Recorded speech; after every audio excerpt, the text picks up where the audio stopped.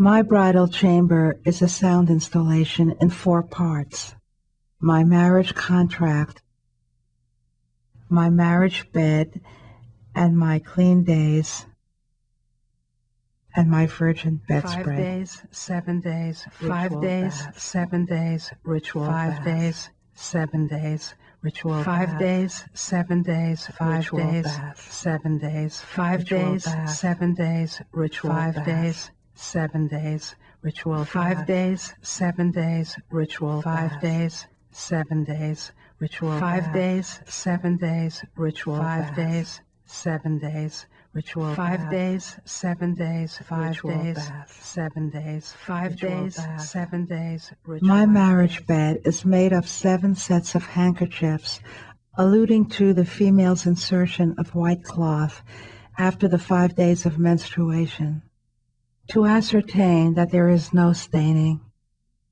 These 7 days are followed by the ritual bath, and only then can relations ensue. 7 days, 5 days, 7 days, ritual 5 days, 7 days, ritual 5 days, 7 days, 5 days, 7 days, 5 days, 7 days, ritual 5 days, 7 days. The calendar of every month of my menstrual chart over the decade of my marriage is projected onto the bed.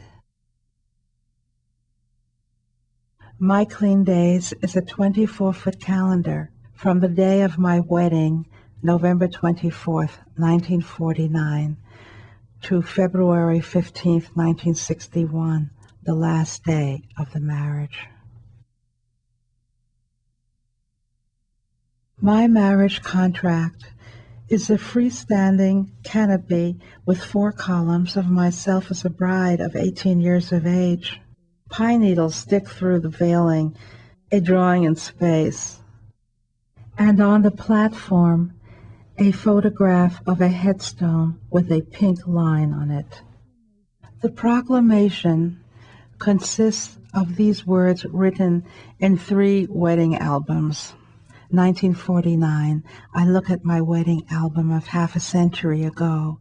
I see my 18-year-old self walking to the chuppah, the canopy, where 3 rabbis tell me the marriage contract must be kept for the rest of my life, while I circled around the groom 7 times, not stopping to read that contract, the ketuvah.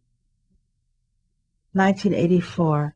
Before the wedding of my son in 1984, I took him to visit his father's grave, as is the custom before weddings. His father died in '61, the week of my 30th birthday.